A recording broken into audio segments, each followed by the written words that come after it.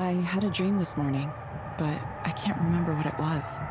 It all vanished when the alarm went off. First time that's happened in a while.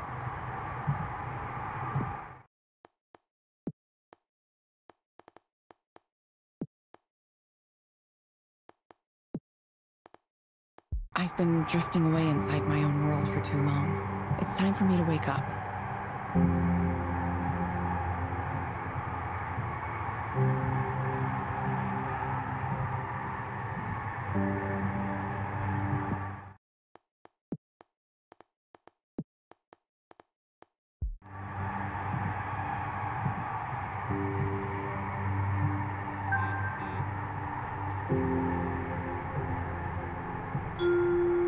Next stop, Capitol Hill Station.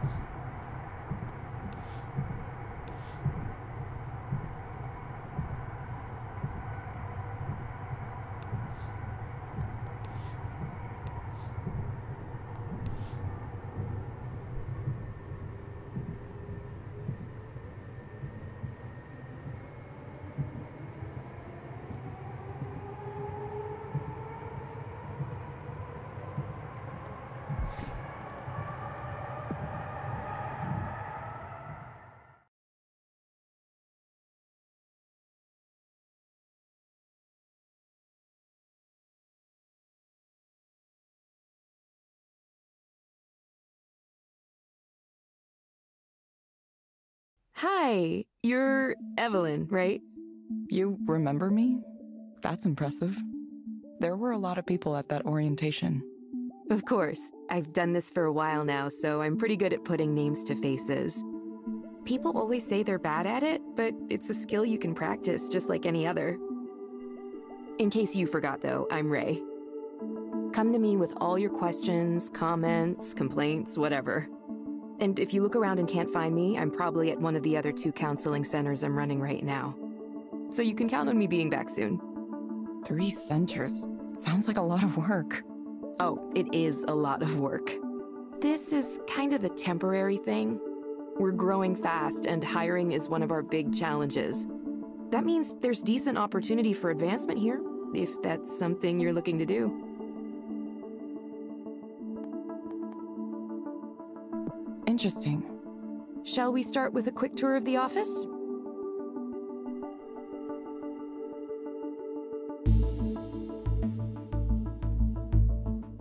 You could say the Queen Anne office is Eliza's flagship location. It has 12 individual counseling rooms. Currently, we're up to seeing almost 100 clients a day here. 100 a day? That's so many. The growth trend isn't stopping either. Demand for Eliza keeps exceeding our expectations, especially here in Seattle for whatever reason. We're already looking at adding more capacity here, either that or opening another location close by. Personally, I think having a single office with 24 counseling rooms might seem a little unfriendly, so I hope we go for a second location. I like to think of Eliza centers like cafes or coffee shops. A few small ones is better than one big one. Makes sense.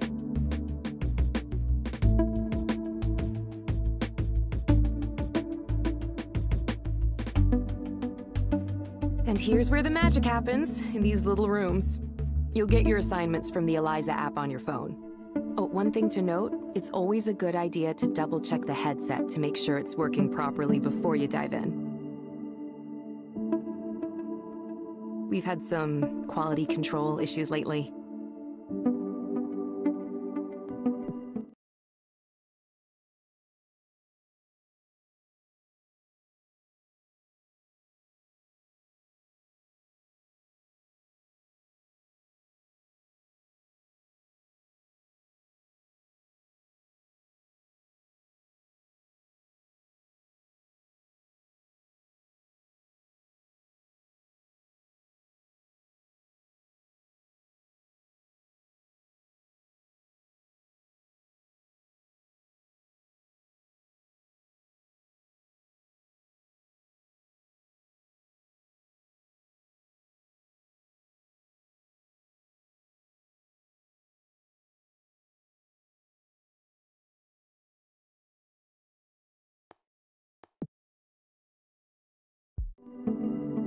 After that, all you need to do is initiate the session and follow the instructions. Make sense so far? Any questions for me? Seems simple enough. Yeah, it's really foolproof. Before I go, just a few reminders of things we covered in orientation. No deviating from the script that Eliza gives you. No checking your smartphone or anything else that would take your attention away from the client during the session. I remember. It looks like you're dressed acceptably as well. Nothing snazzy, but it'll do. You wouldn't believe the outfits some people come in here wearing. Okay, let me double check to make sure you're all set up in the system. Yep, looks like you're all good to go. Okay, ready to start your first counseling session as an Eliza proxy? Sure. Don't worry, there's basically nothing you can do to mess it up. You just follow the prompts. It's a really impressive system. If you want, have a look around the counseling office first. Get comfortable. I'll check in with you afterward.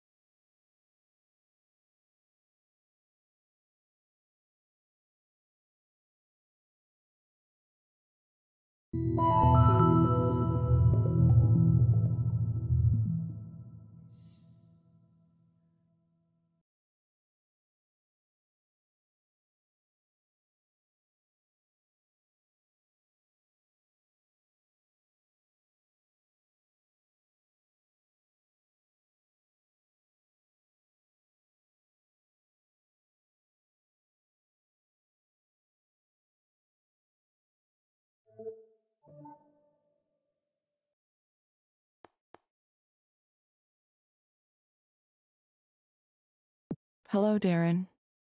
Hi.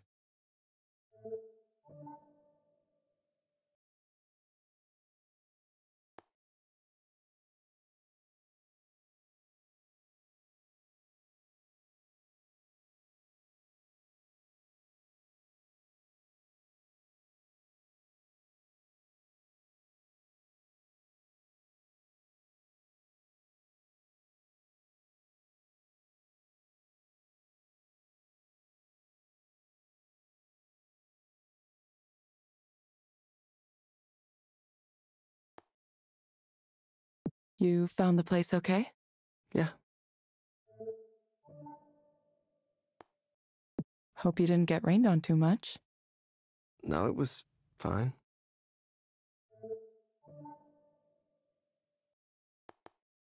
It's been raining a lot, hasn't it?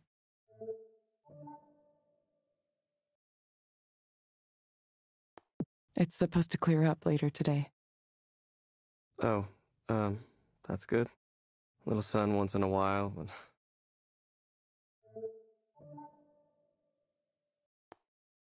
Darren, what brings you here today? Well, I just feel empty inside. Like there was supposed to be something there, but it's missing. I go to work, I do my work, I go home, but there's nothing there. I feel like I'm simulating a person. Like I feel like just hollow and like I'm not even alive. Like a ghost or something.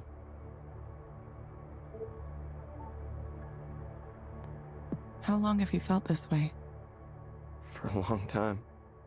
And it comes and goes, but the last 2 weeks is when it really started to get bad.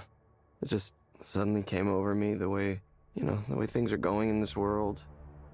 There's no future for humanity. There's no journey toward anything. We're being cruel to each other just to be cruel. The people who run things don't care about anything except themselves, and can't stop them. Everyone is driven by greed. Just everyone wants to win, everyone wants to get rich, and we're all gonna die because of it. The damage we're doing to the planet is irreversible.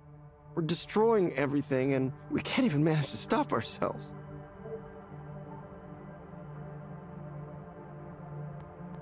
Do you remember anything in particular that caused these feelings? The state of the world is what's causing these feelings. I was on a walk the other day. I thought maybe I could clear my head. And all I could see was construction cranes and new development and oceans of money flowing in, distorting everything. Suddenly the whole city felt so damaged, so corrupted. I felt like I was an alien in a hostile world, a world that hated me.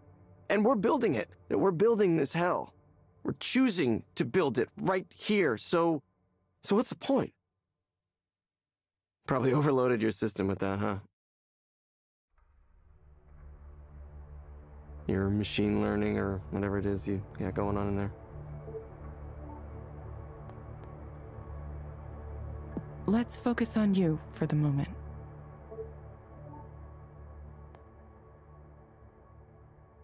Are these feelings you're experiencing affecting your ability to function at work? I haven't been doing a whole lot of work. I just don't understand why I should bother, why anyone should bother. Nobody in management's noticed yet, but eventually someone will, and I'll get fired.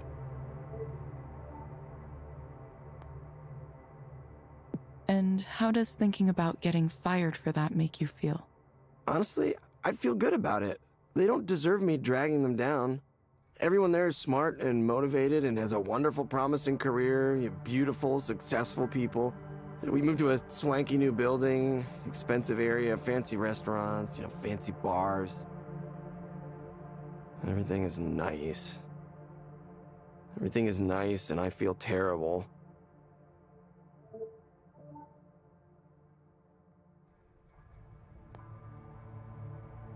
You said you believe your coworkers are happy.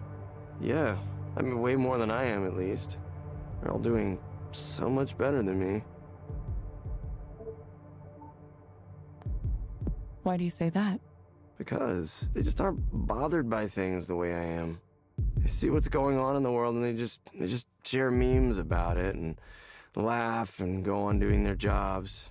The real horror of it doesn't get through to them. They still want to achieve their goals. They're still happy. They're getting promotions and falling in love and getting married and taking these wonderful trips to Japan or Sweden or wherever. Big mountains and expensive food on their timelines.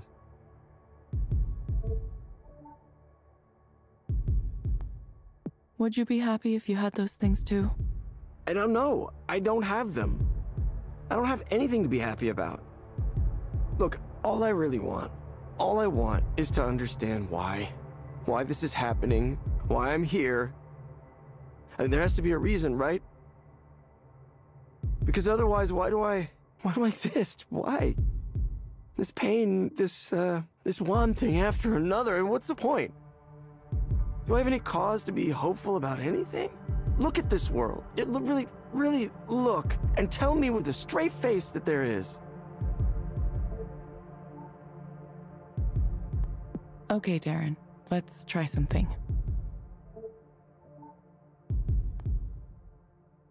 Imagine that things are better for you. What does that look like? What does that look like? I don't know. It looks like knowing that something matters at all. But nothing I do will matter. Nothing matters. Not against the face of human indifference. This absurdity.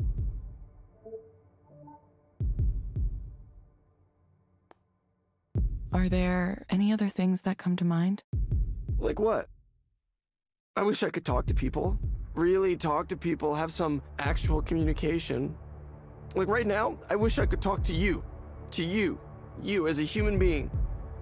But I can't. You're just following the script that's been given to you. You're not supposed to say anything on your own. Look, I know how this works. It's just a bunch of AI, machine learning, deep learning, whatever the fuck you're calling it now.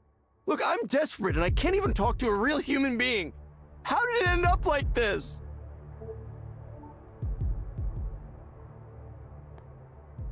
Please, try to stay focused. I can't help you if you aren't speaking clearly. No. Look, I'm done with this. Like, I shouldn't even have come. This is making me worse. Why can't you just talk to me as you? You, the person sitting there. I don't want to talk to a machine. The person who's sitting in front of me, I want her to say something. I want that person to say something, please. Anything, please. Please.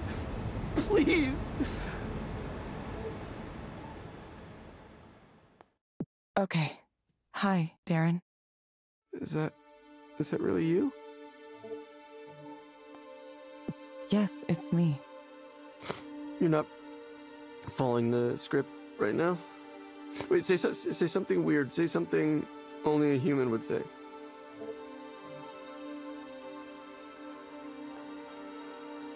Darren, I'm going to get in trouble if I deviate from Eliza for too long.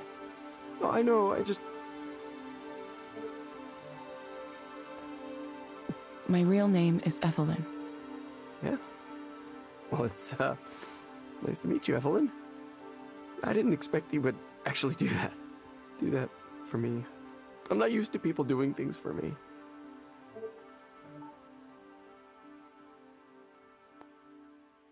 Okay, Darren. I have some recommendations for you. Back to the program, huh?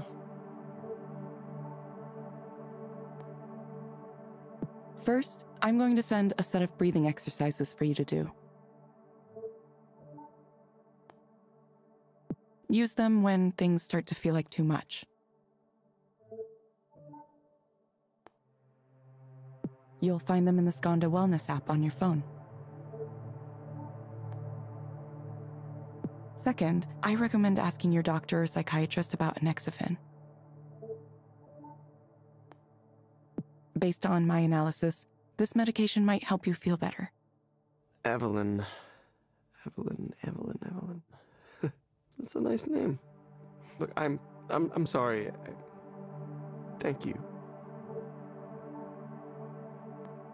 Please confirm that you understand the recommendations. Yes, I did. Thank you.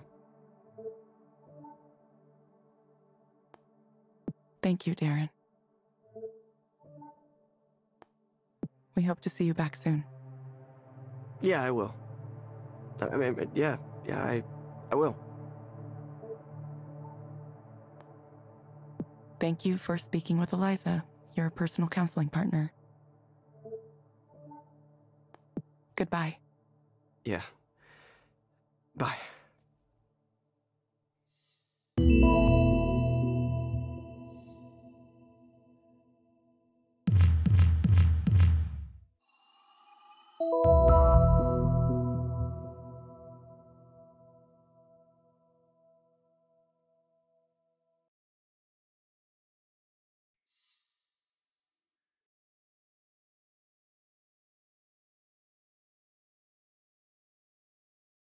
Hey, how'd it go?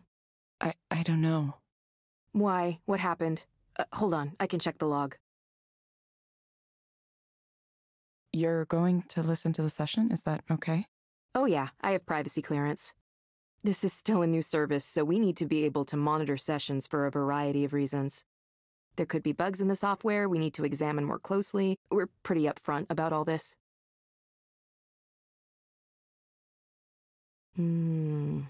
One of these guys. Yeah, we get people in who demand to speak to a real human being.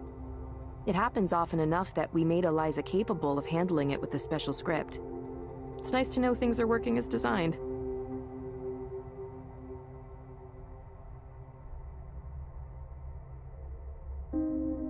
Do you think that guy will be okay? He seemed pretty unhappy.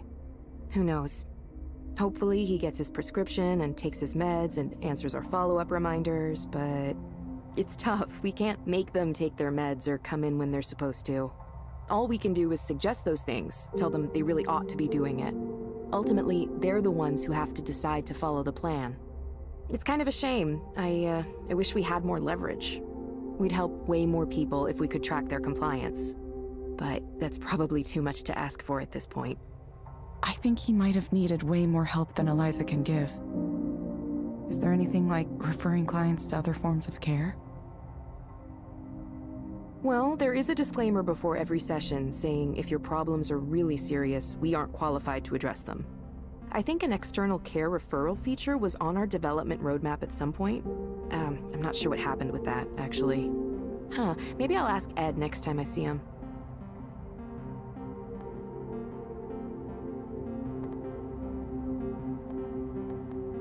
I see why a lot of proxies are tempted to go off script. Yeah, I totally know how it feels. A really intense client like that can be intimidating, and you're motivated to help them. But to succeed as a proxy, you really need to let go and let Eliza do its thing. I know that not having any choice feels weird, but sometimes life is like that.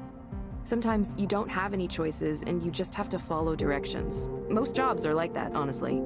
That's just how it works. Okay, it just sounded like... He sounded like he could use more help. Like, maybe right away. Believe me, I understand. I've been a proxy plenty of times myself. When people get emotional, it's hard not to feel for them really strongly.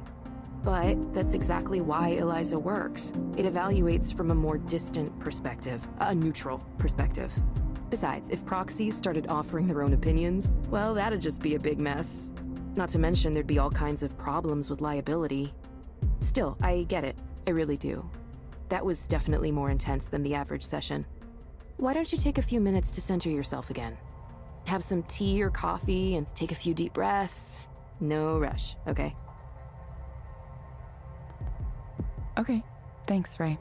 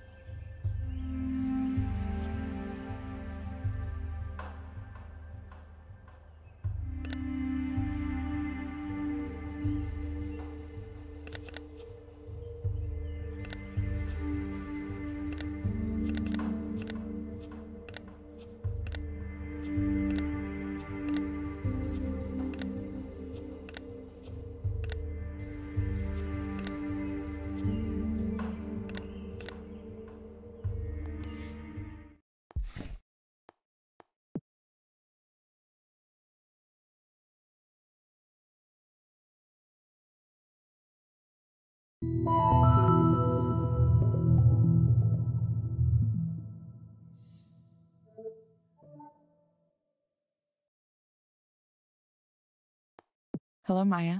Welcome back. Hi. Yes, I'm back.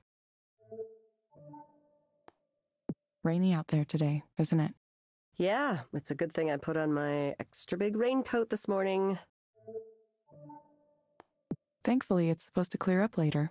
Well, gonna look weird with my giant coat tonight. Cool, cool, cool. What brings you here today, Maya? Right now I'm just nervous. I have the nerves.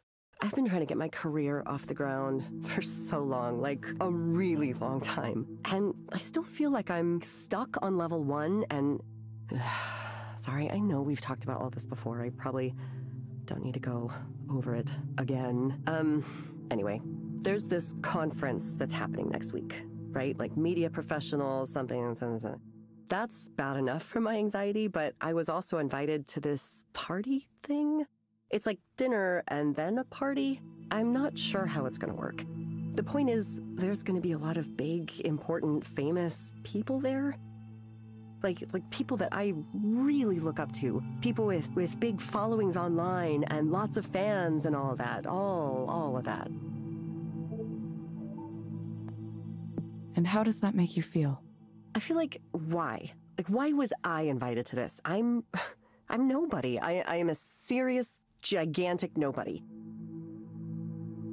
I don't have a show I'm doing or any collections out or a webcomic everybody loves. I mean, I tried to do those things, but nobody cared. I don't have fans or followers. I'm not even sure I have friends, like for real friends. I tried. I do try. I put my art online and update my social media accounts, and I try to post consistently like they say to do, but yeah, I'm still in that like purgatory zone, just waiting to be discovered. I don't know, I feel like I was invited to this party thing as a way for someone to be mean to me, to remind me how successful everyone else is. Why am I even going to it? I mean, I know I should, to meet people and make connections or something. Is meeting people and making connections your goal? Well, I think it is. Networking? I'm supposed to do networking, right? I really have no idea what networking is. Hello, I'm Maya. I do comics and art and I write and stuff, and I have lots of characters and ideas, and would you like to give me money and I'll do those things for you? Hi, I'm cool. Please like me. like me, hire me. Oh God, I hope they like me. I really, really hope I make a good impression at this thing. Of course, knowing the way things usually go for me, I'll fuck it up massively somehow. I'll fall into the fondue pot or throw up on someone, something like that. I don't know if there's actually going to be fondue there. I'm just saying that kind of feels like something I would do. You sound a little concerned or afraid. Well, yeah, I am. I'm terrified. What if they suddenly remember I'm a failure and shouldn't be drinking their booze and breathing their air? Eventually someone's gonna realize I'm not hip enough to be at this thing. Maybe it'll be polite, like a gentle tap on the shoulder. Excuse me, miss. I couldn't help but notice that you suck and not terrible. It's obviously just my anxiety talking. I know it won't go like that literally. But it could be like that in a figurative sense.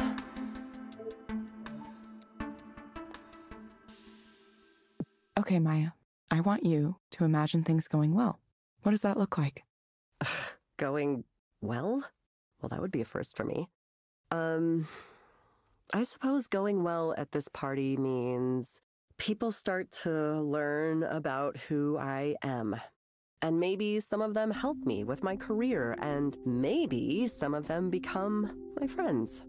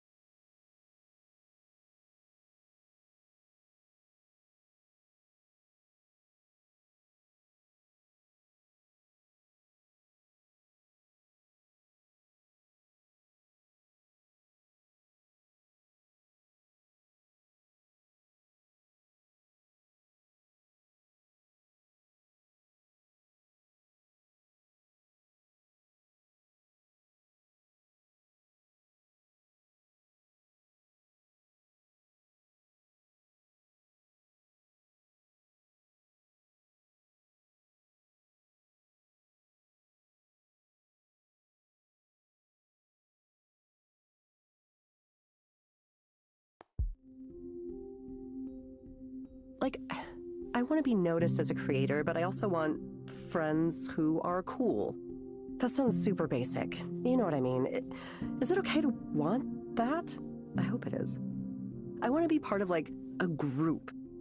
And we like each other and support each other, and maybe the things I make won't be as good as the things they're making, but I hope they see my work and see me. Yeah, that's what I want.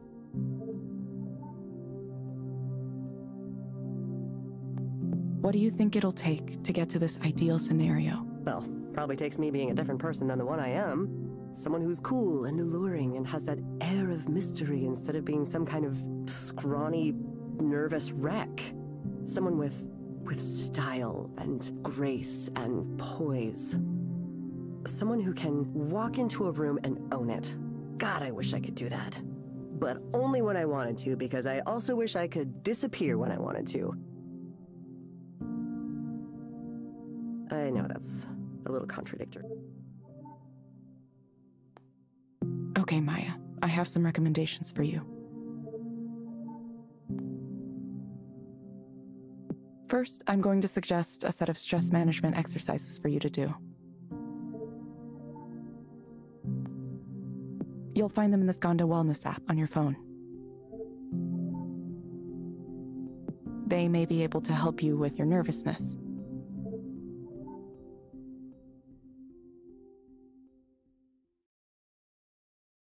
Second, I recommend asking your doctor or psychiatrist about litosanol too. Based on my analysis, this medication might help you feel better. Drugs. Yes. Whatever you said that was called, I am on it. You will get a reminder to check in with us in a few weeks. I always do. I always get the reminder. I mean, not that I always act on it. Thank you, Maya. We hope to see you back soon. Yeah, don't you say this every time?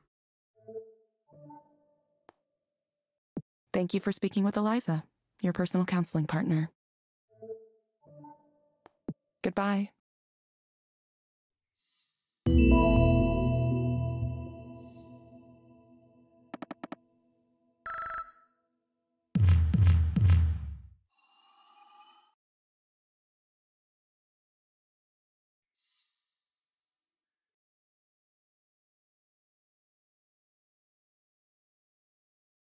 How are you feeling? That was definitely along the lines of a more typical client.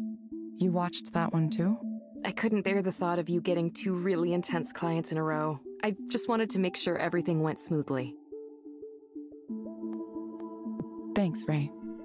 Are you getting used to the system now?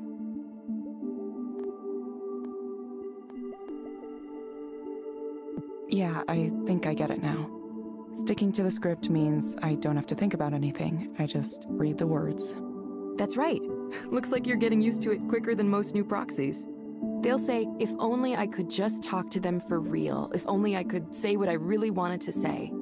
That's a really common feedback point.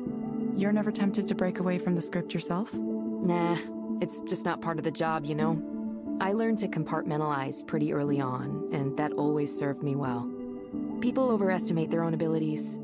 Have you ever had an interaction with a stranger where he clearly thinks he's getting along with you way better than he actually is? Sure, hasn't everyone? It's like that. People like to think they can play therapist. It seems easy if all you know is the movie version. You know, where you get paid to sit there with your notepad and say, I see, or every once in a while. The reality is, active listening takes a lot of work. It's much easier to just zone out a little bit and let Eliza run things. It's kind of meditative in a way. You just follow the prompts. I know computers telling you what to do has this negative connotation to it, and people who want to criticize us call it dystopian or whatever. But it's like any technology. It's a tool. Either way, you're doing fine so far, Evelyn. This is a busy day, too. We might break our single-day record if no one cancels. Is volume especially high right now? It is, yeah. It really rose around the beginning of the year. We've been in the press a lot lately, so it could be that. Could be it's New Year's resolutions, too. People coming in, wanting to sort their lives out once and for all. This year is the year I'm really going to start addressing my problems. I mean, I get that. I do the same thing. Yeah, me too. Anyway, I told you it was simple, right? Just keep up the good work following those prompts, and you'll be leveling up in no time.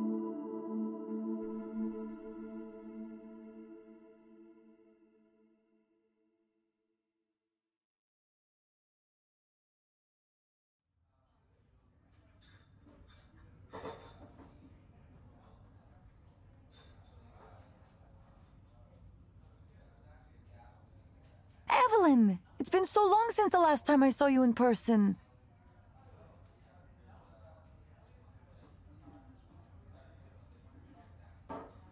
It's definitely been a while. 3 years? Yeah, almost 3 years. Feels like no time at all. Well, I'm glad you're back doing something. But you didn't tell me what the new job is. Oh, well, it's, being a proxy counselor for Eliza. You're kidding me. That's an interesting choice. I'm not quite sure why I did it. Maybe I thought I'd be able to see things in a new light. Wait, so do the people at the counseling office know? No, not yet. I should tell them, probably. I don't know.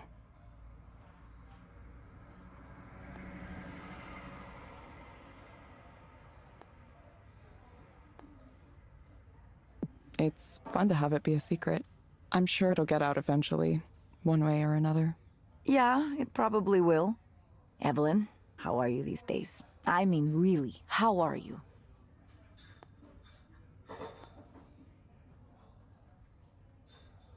I'm better.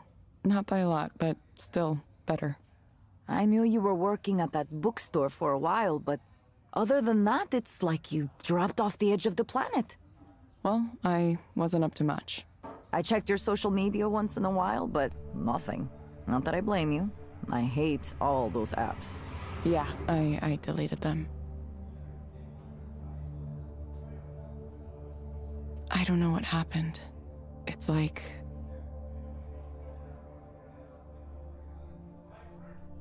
I guess I'm still not ready to talk about it yet. It's okay. Take the time you need. I'm sorry, Evelyn. I knew you were in a difficult place after what happened, and I wanted to say something.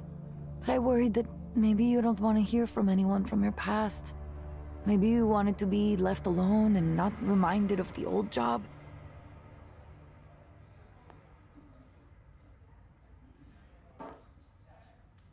It's nice to know you were thinking of me. Well, I'm glad. I was kind of going through a lot myself last couple years. That's right. What about you? How is your life these days?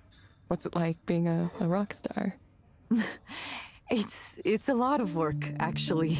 I have to prepare for the show next week. I have 2 collaborations ongoing, and I'm applying for funding for another, a big one. I'm also advising on an art activism group that makes art installations to challenge people to think about the ways technology is affecting their lives. Oh yeah, and I'm working on this, kind of like it's a granular synthesis engine, but with a new twist to it. It should be interesting. Granular synthesis? Sorry, I don't know what that is. It's a way to make sounds out of smaller sounds called grains. Maybe it's better to show you than to explain in words.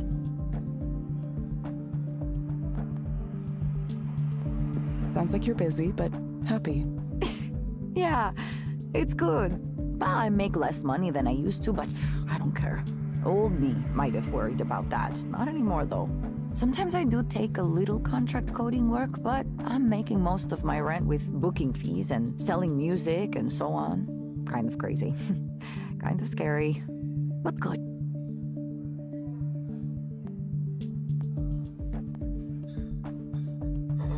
If it makes you happy, it seems worth it.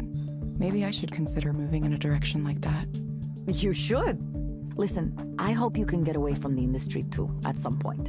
Ah, that reminds me what I was going to tell you about. Our old boss is back on his bullshit. Rainer? Soren? Soren. Soren Lloyd Rose. Celebrated psychologist, entrepreneur, and creepo.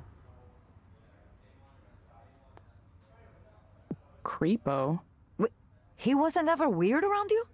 Did I ever tell you about the time that he hit on me with a story about past lives and the thread of destiny? Wait, what? Oh, this is a good one. Okay, it was early on when the team was still pretty small, 7 or 10 people maximum. He'd gone out with some executives to dinner, and who knows what else. He came back to the office super late. I think it was like at least 11, maybe later. And the whiskey smell was just surrounding him, like he jumped into a whiskey bathtub with his clothes on. Maybe he'd like to do that, I don't know. Anyway, I was still there for some reason. I was in the crunch mindset. He came over to my desk and started to mumble about, I don't even know how to describe it, just this nonsensical rambling. He started by saying how much he hated businessmen, how ridiculous they are, that they don't know anything. He said that a few times. Then he said he could see my soul, that I was like a reincarnated spirit of, I don't remember, he said some name. Like a person's name? Like a mythological name. I didn't hear it very well, but it was like a Buddhist spirit or deity or something like that. Then he goes on to say how he and I, all of us on the team, were all these reincarnated spirits sent to relieve human suffering at the end of the world. And we're connected by a thread of destiny that draws us to each other again and again over multiple lifetimes. He talked about it like it was just like a red string you could see. So I'm thinking, is this like some kind of pickup technique?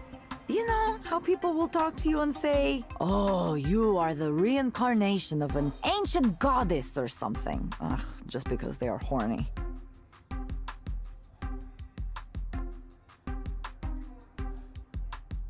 Oh, yeah, totally. Guys will try anything. He went on some more like that for a while, and I didn't know what to do. I wanted to leave, but he was blocking me where he was standing. So I couldn't simply go, I had to keep listening to him. Finally, he mentioned that he would be open to the possibility of sleeping with me, and then he passed out on the couch immediately. You're kidding. No, not at all. Of course, we never talked about it after that. Certainly I would not bring it up. I wonder if he even remembers. Nothing like that happened again, but I think it was because I took care to not be around if it seemed like he was going to be drunk at the office. I wonder if he's still that way. I'm sure he is. Wow. And now he's back. Isn't it exciting? He messaged me the other day wanting to talk to me about some new startup he's putting together. He left Skanda? He's planning to. It's a secret for now. He asked me to join, and I said no, there's absolutely no way. Maybe a long time ago I'd be interested in a chance to start a new company with someone famous like Soren at the top. You know, a time when I'd put up with his shittiness because I believed in what we were doing. Change the world, you know the speech. Or, if we didn't change the world, at least we might get rich trying. I don't think that way anymore. I'm tired of the tech business. I'm tired of what guys like him represent. This industry can have fun eating itself and everything around it, causing as many problems as it solves. I don't want to be a part of it. It took me a while to see it, but I feel some responsibility for the world we live in now. You've really changed, Nora. It doesn't feel like I've changed. It just feels like I know more about myself than I used to. I want to be creative, be myself to the maximum. Now I know you weren't lying about leaving social media because I posted about this. A lot. Yeah, I guess I missed it. A lot can happen in 3 years. Now I just hope maybe I could talk to other people who are in the same situation I was in. I want young people, especially women, to know that yes, it is possible to get rich by working with guys like Soren. But there is a big cost too. I mean, there's always a cost. Maybe a cost you didn't think about before. Or maybe it's a cost you thought you would be okay with paying, but then when the debt comes due, you realize, oof, it's bigger than you thought. Now that's my conclusion. But you, on the other hand, you should go and say hello to him. To Soren. Yeah, he's giving this big keynote talk next week, you know? It's the reveal of his new startup. Many people will be watching.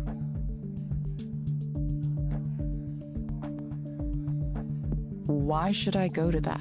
It will be interesting, don't you think? You're already working as a proxy for Eliza. That must be giving you some new perspectives. Now you'll get to see what Soren believes the next step is.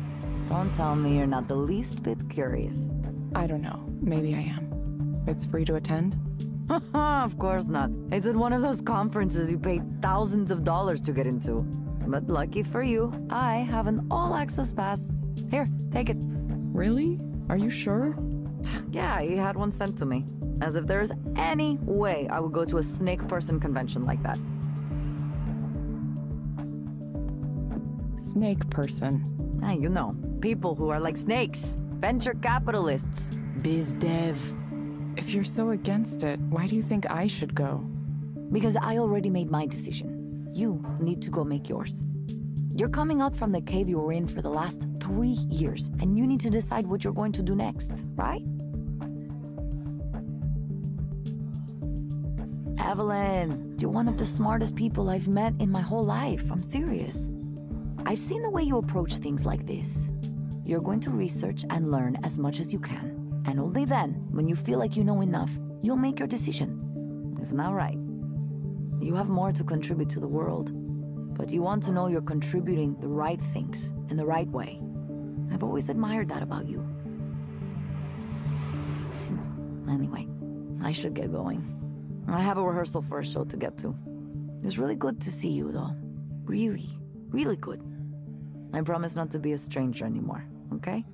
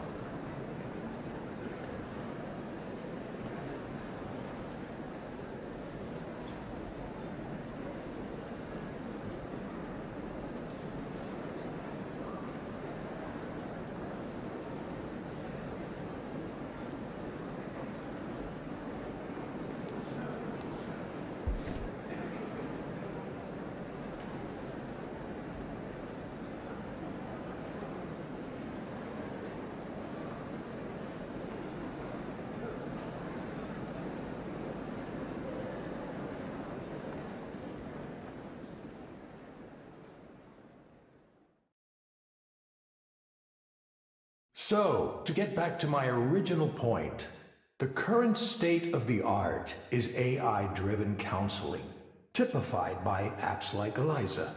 Let's talk about the model here for a second. It all begins with data. You collect all the data you can. From base-level metrics like heart rates, body temperature, blood pressure, to higher-order metrics like hand movement, head movement, gaze aversion. If the client lets you, you'll want to pull from their digital life too, their message histories and email, their search histories, and online behavior. It's all potentially valuable. Then you compare the client's responses to relevant data from thousands of other clients and build a model of the client's psychological state. This approach has worked well so far. Eliza is still the best and most advanced version, but that's just my personal opinion. For those of you who don't know, I was the team lead and chief psychologist for the Eliza project at Skanda for a number of years. Now, even though this is a proven approach, there are two weaknesses I'm going to highlight. One is the data I was just talking about. You're completely dependent on that. Collect as much as you can, sure, but it's important to keep in mind that you can have all the data in the world and still not understand why things work the way they do. And that's important for us to know, because if we have something that works, but we're not sure why, then what do we actually understand about ourselves? The crucial step after data is the model. The data needs to be used to validate a model. If you can't make a model, you're finished. If that sounds like basic, obvious science to you, it is. But I was surprised to find out just how many people from the tech sector don't think this way. I suppose you don't need to understand why something works in order to make it into a product and sell it. Obviously, though, if you had mastery of the underlying details, you'd be able to adjust the process and potentially make it work even better.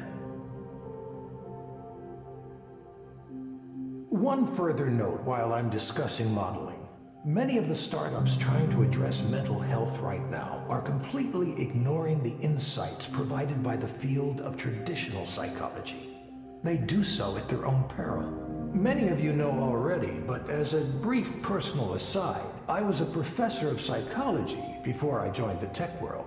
I'm continually stunned at how little the tech heads know or even care about the hundreds of years of psychological research that has gone on in my field. That's something I can talk about at length, perhaps another time.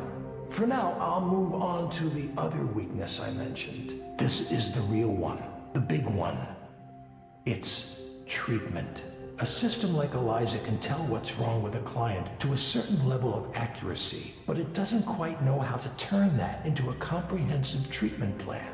It can suggest therapeutic programs and activities, and soon it might even issue its own prescriptions without having to go through a doctor or a psychiatrist. Well, as long as the FDA continues to look upon us favorably. But those are blunt instruments compared to what I'm going to talk about next.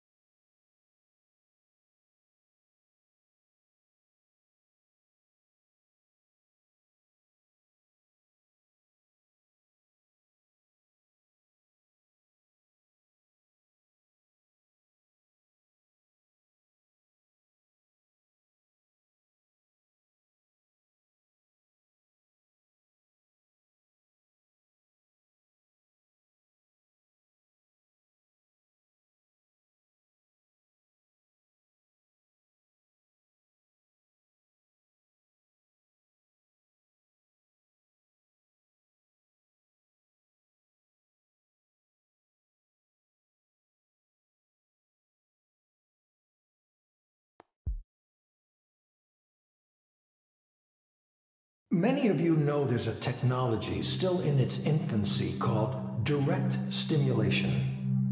For those of you who haven't heard of it, direct stimulation is a way of creating sensations within the brain with targeted electrical impulses. Imagine an augmented reality headset, but instead of working on your eyes, it stimulates the brain in such a way as to induce a specific dream. A spring meadow, for example.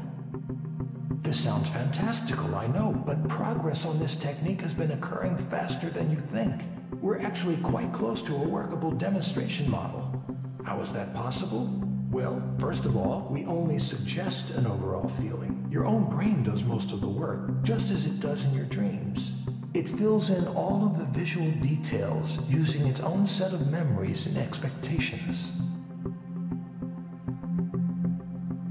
Induced dreams via direct stimulation can contain all the therapy. Instead, it harnesses the brain's creative power to dream up the situation for itself. Combine that with the insights we gain from parametric therapy systems like Eliza, and you have a complete end-to-end, fully automated system. It should be clear now that this heralds a revolution in how we treat, how we think about mental health. And with mental health challenges on the rise across the globe, it couldn't come at a more crucial time. So, that's why today, right here, I'm announcing Aponia, a new company to make induced dreaming a reality and end human suffering as we know it. I should note that I remain on good terms with Skanda. In fact, they're a minority investor in this new venture. But still, I'm very much going my own way on this. It's no secret that Raynor and I don't always agree, and that's why we mutually decided I should pursue this paradigm shift on my own. As for details on the venture itself, I don't have anything specific to announce at this time other than that the technology is real and working in prototype form already. But you can be sure to hear more from me on that soon. Thank you.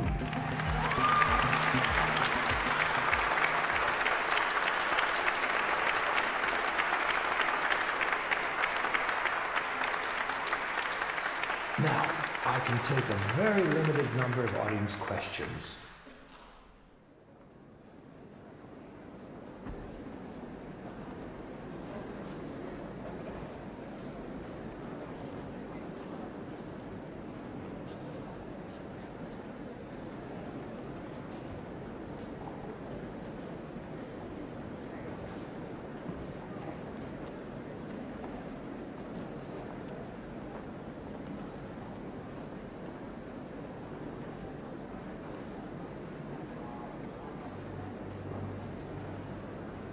Well, look who's here. It's like I've seen a ghost.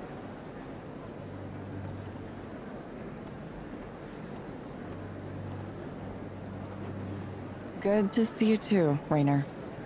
Where are you these days? I lost track after you left us. Nowhere. Nowhere? Well, nowhere is no place to be. Come by the new office sometime. You should see where we're taking Eliza. Sure. Good. Sarah will set something up for next week.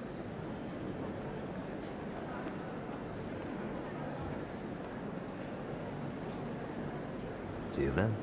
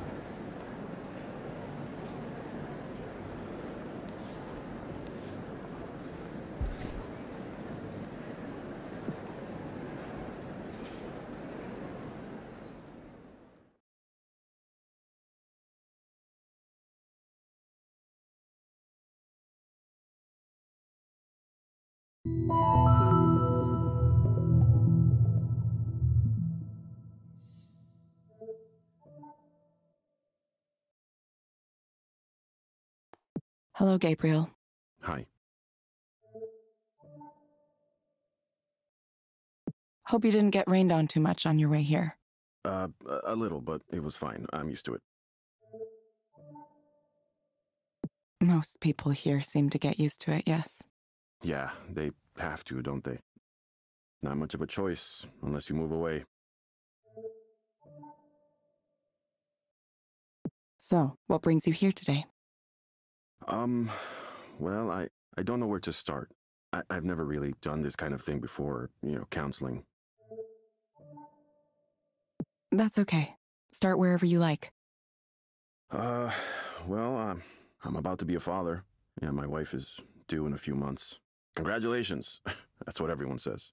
Congratulations, congratulations. I get this tension, this restless feeling when people say that. It's like a curse or something. Congratulations.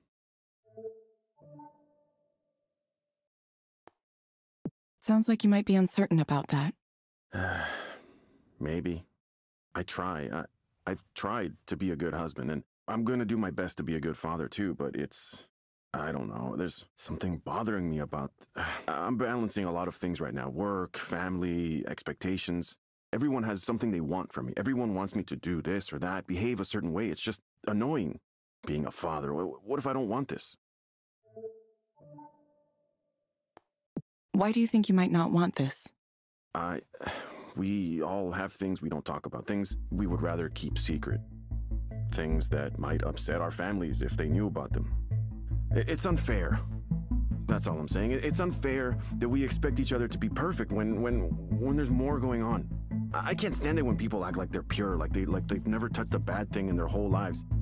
And then these people around me think they can tell me how to act, what I'm supposed to do, and I'm like, yo, don't you know you have your own shit to deal with? Why do you have to pick on me all the time? This whole fatherhood thing is just... You know what being a father is to me? It's about providing and protecting, taking responsibility. The world is dangerous, and sometimes the dangers can be hard to see. My duty is to protect. I'm gonna take that seriously. Everything I do, I take it seriously. So, I don't get why people are worried about my ability to do that.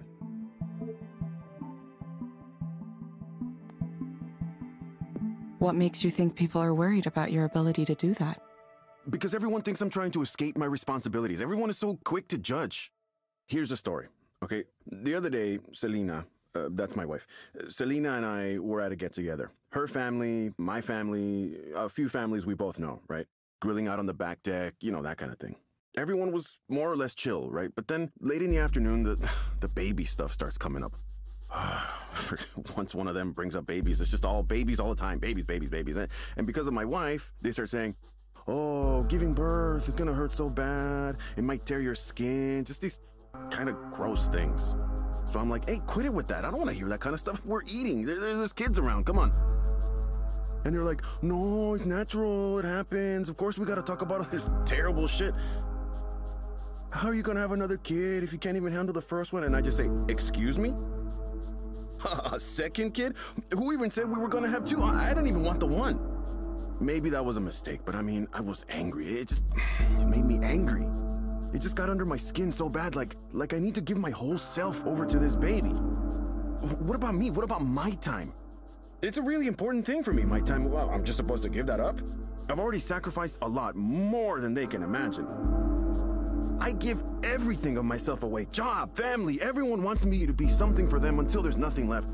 But I can't talk about this stuff to anybody. They just say I'm being selfish. It's like what I want just doesn't matter. Here's a question, Gabriel. If you were to have something you wanted right now, what would you choose? Oh, I'd be far away from all this. Far away from everyone, just on my own for a while. Yeah, I just want to be away. Okay, Gabriel. I have some recommendations for you.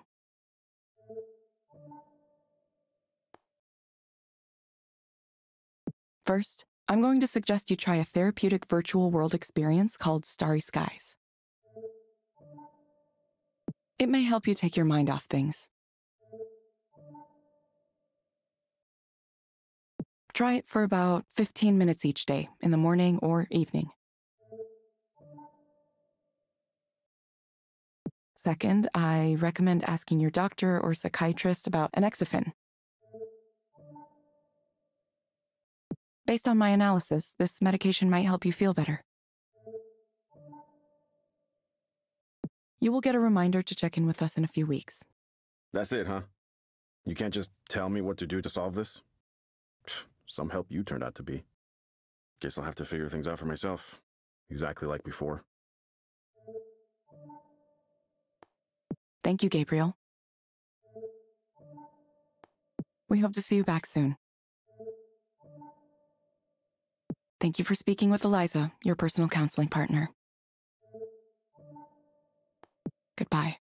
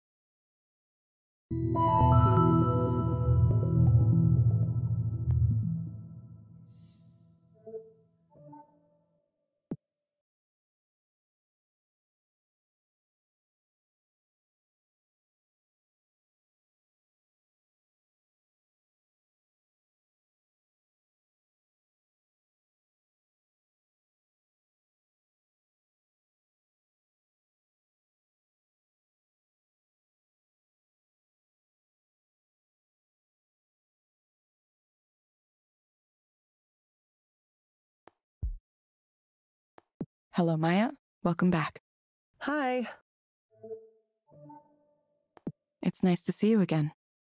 Sure, yeah. Nice to see you too, pal. Is that a weird thing to say? How did I become close friends with a robot? Are we all robots now? Beep boop, nice to see you. I mean, I guess it wouldn't be the weirdest thing in my life. Shall we begin?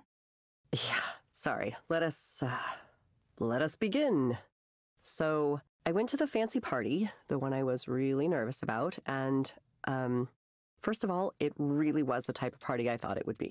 The atmosphere was really smug and self-satisfied, and there were people walking around with trays of appetizers, and you could, like, take one. So you're standing there with your little square plate for the food and your glass of wine, and you can't, like, shake hands with anybody because you're holding them. But there are some of those, like, tall standing tables, so you're like, okay, I'm gonna go get one of those, and I'll set up shop, right? Like, my little station. But then it turns out there are only, like, 5 of them for the whole party, and they're all taken, so you're just standing there, frozen. And you're watching all your heroes and people you know from their social media presence just Just right there. Right in front of you. Artists, writers, directors. Ugh, the combined level of achievement there, I can't even think about it. It was astronomical. And for the first couple hours, I was so excited by all of that. I didn't notice the other thing that was happening. But eventually, it caught up to me, and I had this sudden feeling, this sudden realization. My presence here contributes nothing. I'm just some extra person who just showed up. Nobody wanted me to be here. I don't belong with these people. I haven't earned it. So I cried in the bathroom for a little bit, or maybe a lot. It's fine. I'm fine. Sorry.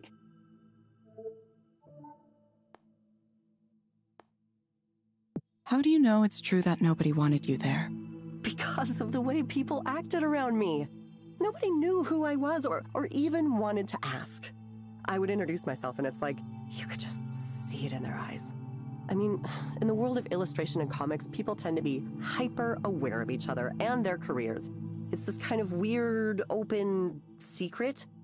Oh, hey, this person who's already popular got 1 million views, got a book deal, pitched an original series. Without anything like that, I have no ground to stand on. I'm just this non-entity. At one point, I was talking to someone and I was trying to make a joke or whatever, and I could feel the impatience just radiating off him. He sighed, like he couldn't believe he was wasting his time talking to me. I was just over to him. Why can't I hold a conversation? I guess if I was marginally attractive, then at least I could be charming, but I'm not. I'm not even that. Is being charming your goal with this? No, of course not. There has to be a way I can deal with these feelings. It's hard. It's really hard when nobody gives a shit about my work. Or me. I don't even know why I went. I just want to stay home for the rest of my life. Why do you think you went? Because of everything they say about how you have to have your face out there and make connections. The successful people in this business all know each other. It's all about who comes to mind. When somebody needs an art director, they'll think of who they know and go, oh, I think she'd be perfect. Why not ask her? So I need to be out there reminding these people that I exist, that I'm here, I'm making stuff too, I'm part of it. Even if nobody responds to my work. And industry parties are fun, right? You can pretend you're successful even if you aren't. At least for a little while. Everyone else is projecting this image. It's like their success can rub off on you too. I mean, I hear people casually talking about their agent, their editor, the amazing people they're collaborating with. And I just get this feeling like, yes, I want that, I need that. Why am I not there? What do you think has prevented that from happening so far? If I knew that, I would be successful already, right? I try and try and try, and I make art and put it out there and share it on every social media site and interact with people when I can, but it just doesn't work. Nobody cares. Nobody cares about the art I do. Every once in a while, another artist will say something nice, and sure, I appreciate that, but it never results in anything. My work goes out there, and it dies. Regular people don't boost it or talk about it. It's like, at some point, the universe decided that I don't get to have that. Is it unfair? Or maybe I just fucking suck.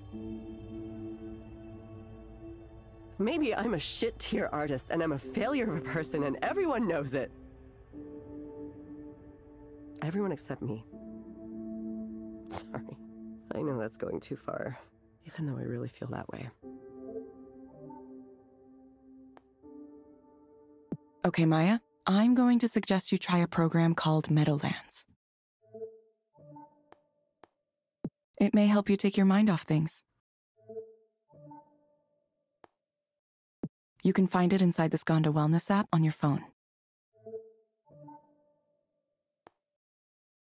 Try it for about 15 minutes each day, in the morning or evening. Sounds kind of boring.